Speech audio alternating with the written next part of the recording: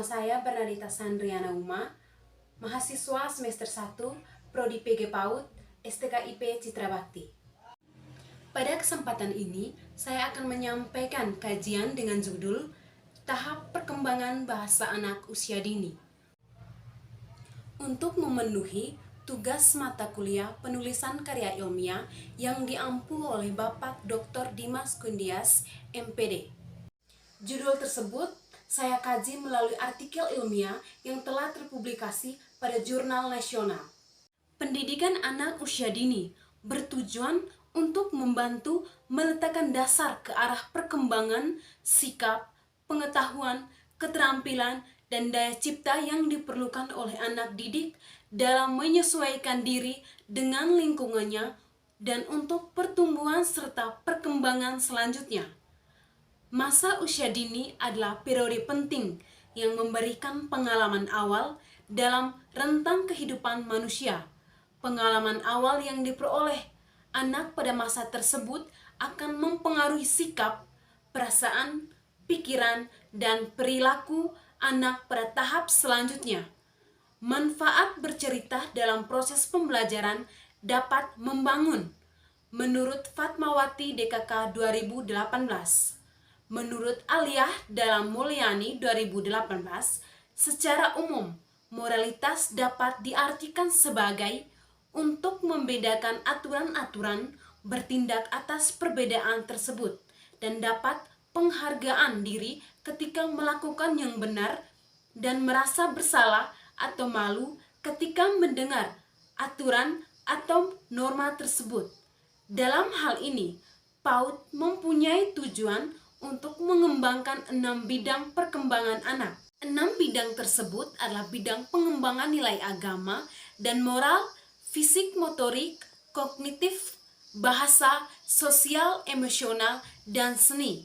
Menurut Robi Gantin dan Ulfa 2019, guru dapat mengajukan pertanyaan-pertanyaan yang dapat membantu mengembangkan pengetahuan anak berpikir kritis terkait binatang peliharaan tersebut.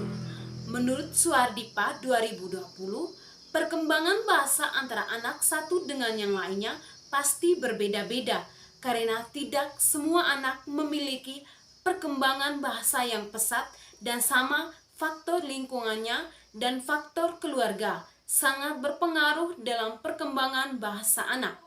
Menurut Wahyuni dan Nurhayanti 2020, melalui perkembangan kemampuan berbahasa, anak dapat mengutarakan perasaan, berkomunikasi dengan lawan bicara, dapat memecahkan masalah, dan masih banyak lagi.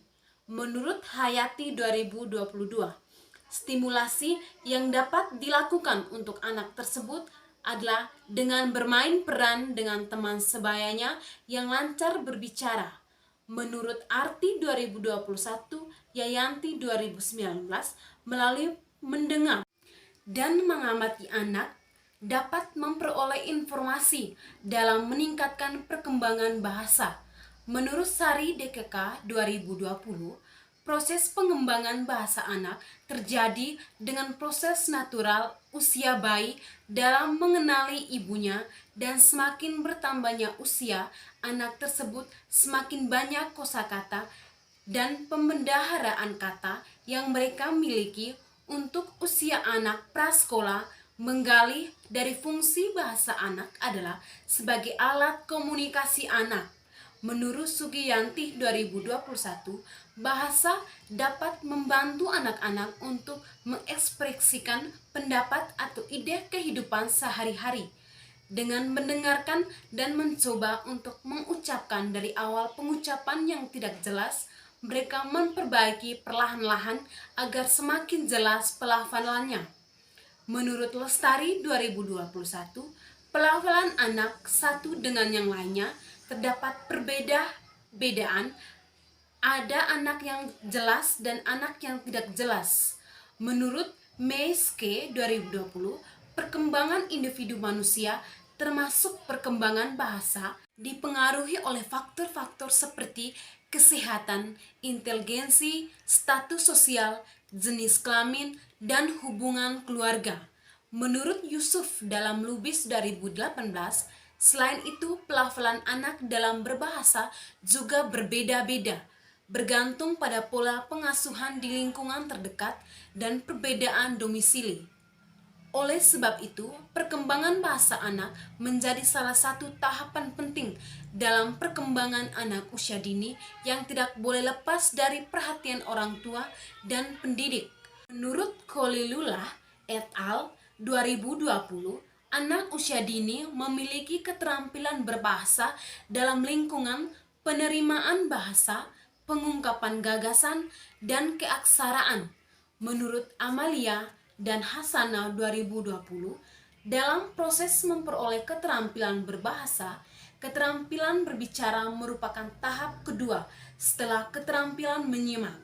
Itu berarti bahwa menyimak dan berbicara ialah dua hal yang berbanding lurus, yakni ketika memiliki kemampuan menyimak yang baik, anak-anak juga akan memiliki kemampuan berbicara yang juga baik, menurut Ilham dan Wijati 2020. Dari beberapa artikel di atas, dapat saya simpulkan bahwa bahasa anak adalah sebagai alat komunikasi anak.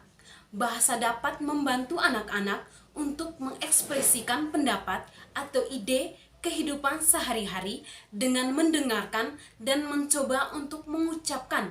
Dari awal pengucapan yang tidak jelas, mereka memperbaiki perlahan-lahan agar semakin jelas pelafalannya. Sampai bertemu di video selanjutnya.